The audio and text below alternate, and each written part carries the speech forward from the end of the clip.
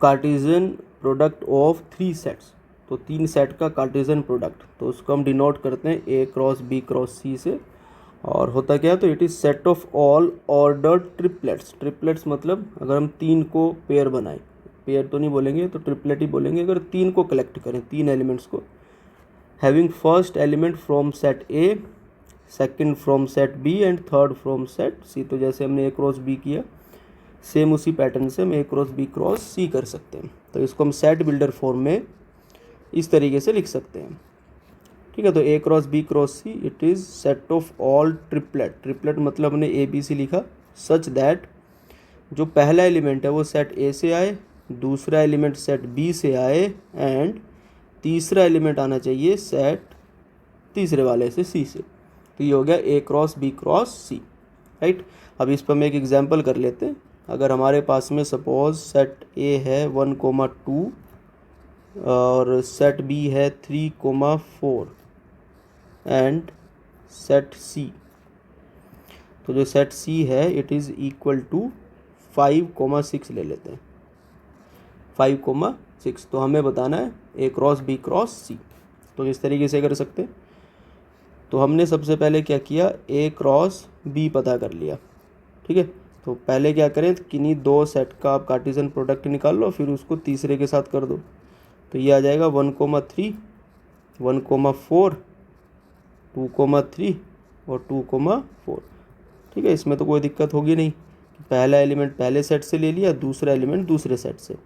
अब ए cross B cross सी, तो इसको हम चलो इस तरीके से लिख देते हैं कि भाई ए क्रॉस बी और उसका कार्टेशियन प्रोडक्ट सी के साथ में। तो हमने ए क्रॉस बी लिख लिया 1,3, 1,4, 2,3। अब जो ए क्रॉस बी है उसके ये एलिमेंट्स है, ए क्रॉस बी में तो ऑर्डर्ड पेयर आते हैं, तो हमने ऑर्डर्ड पेयर लिखे और इनका कार्टेशियन प्रोडक्ट विद 5,6। तो कैसे करना है, अब देखो 2 सेट है, एक ये सेट है एक ये सेट है, तो बिल्कुल उसी तरीके से बिहेव करेंगे जैसे पहले कर रहे थे कि जो पहला एलिमेंट है, अब ट्रिपलेट बनेगा तो जो पहला एलिमेंट है वो पहले सेट से आए। तो पहला एलिमेंट हमने ले लिया पहले सेट से 1,3। अब जो तीसरा एलिमेंट है वो कहाँ से आ सकता है, तो हम वो ले सकते हैं इन दोनों में से कोई एक। ठीक है, 5 और 6 में से कोई एक, तो कोई भी एक ले लो यहाँ से। ठीक, तो हमने यहाँ से ले लिया, एक बार 5 ले लिया और फिर एक बार क्या ले लिया 3 और इसके साथ में एक बार ले लिया 6। तो क्या किया, एक एलिमेंट यहाँ से उठाया, फिर बारी बारी से यहाँ से एलिमेंट ले लिए। अब 1,3 का काम ख़त्म हो गया तो हमने 1,4 ले लिया। अब उसके साथ एक बार हम 5 लिख दें और 1,4 के साथ एक बार 6 लिख दें। फिर 2,3 लिया तो इसके साथ एक बार 5 लिख दें और 2,3 के साथ एक बार 6 लिख दें। फिर नेक्स्ट पेयर आ जाएगा, इट इज़ 2,4, तो 2,4 इसके साथ एक बार 5 लिख दिया और 2,4 इसके साथ एक बार 6 लिख दिया। तो ये जो हमने कलेक्ट किया ट्रिपलेट्स का जो कलेक्शन है it is A cross B cross सी।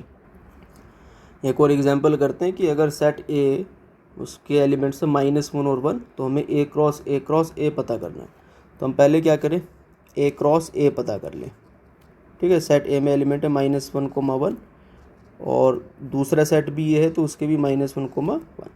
तो इनके ऑर्डर्ड पेयर बनेंगे सेम उसी तरीके से, -1 यहाँ से लिया, यहाँ से -1 ले लिया, तो क्या होगा -1 -1।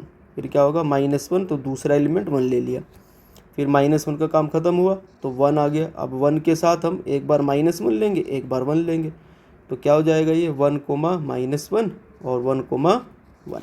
ठीक है, अब ए क्रॉस ए, तो इसके लिए क्या करेंगे, तो पहला ए क्रॉस ए ये हम कैलकुलेट कर चुके हैं, -1,1 ये -1 है, 1 और 1, -1 एंड 1,1। ठीक है, और इसका Cartesian product with -1,1 with -1,1, right. अब इसमें क्या करना है, तो हमें एक एलिमेंट तो यहाँ से लेना है, जैसे हमने एक ऑर्डर्ड पेयर ले लिया, उसके साथ में एक ये ले लो एक ये ले लो, तो ये हो जाएगा -1 और साथ में -1। ठीक है, पहला एलिमेंट, फिर -1 तो उसके साथ में 1। ठीक है, तो यहाँ से एक पेयर उठाया, इसके साथ एक बार -1 एक बार 1, फिर दूसरा एलिमेंट आ गया -1 1। ठीक है, ये लिया, फिर यहाँ से इन दोनों में से बारी बारी से, तो -1 फिर -1 1 तो 1, राइट। फिर हम ये वाला एलिमेंट उठा लें, तो ये पेयर लिया 1, -1। अब इसके साथ में हम एक बार -1 ले लेंगे और इसके साथ में एक बार ही हम ले लेंगे 1 -1 तो 1, ठीक है। अब यहाँ तक काम हमने कर लिया पूरा।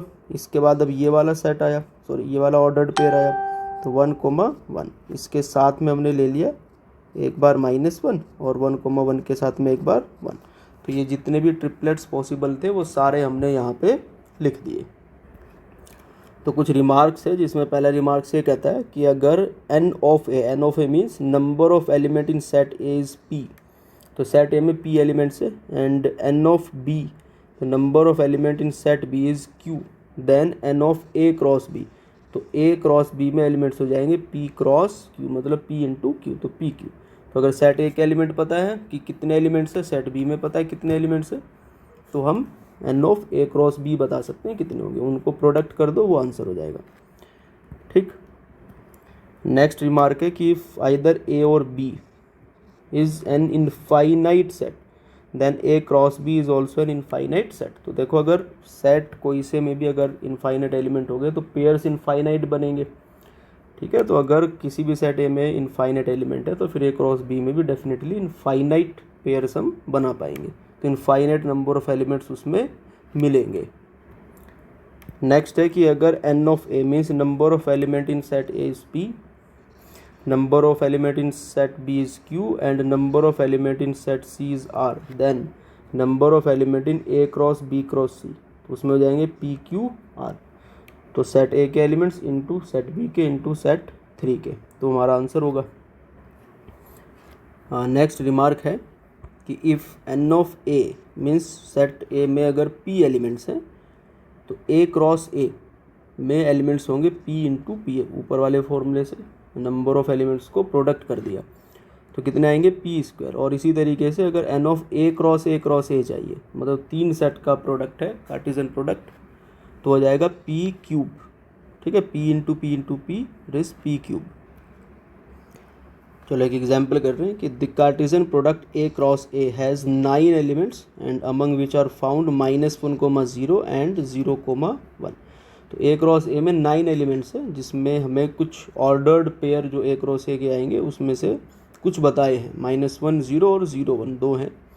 Then find the set a, एक तो हमें सेट a पता करना है, दूसरा remaining elements of a cross a, तो दो तो उसने हमें बताए, बाकी जो बच गए वो हमें बताने हैं, ठीक है। अब देखो a क्रॉस a क्या है, what is a cross a, तो ये ऑर्डर्ड पेयर का कलेक्शन है जिसमें दोनों ही जो एलिमेंट हैं वो सेट ए से आएंगे, दोनों के दोनों एलिमेंट सेट ए से।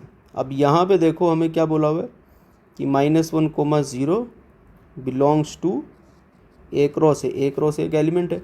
इसका मतलब क्या हो गया कि जो -1 है वो भी सेट ए से आया होगा and 0 also belong to set A, ठीक है। तो ये बात पता लग गई।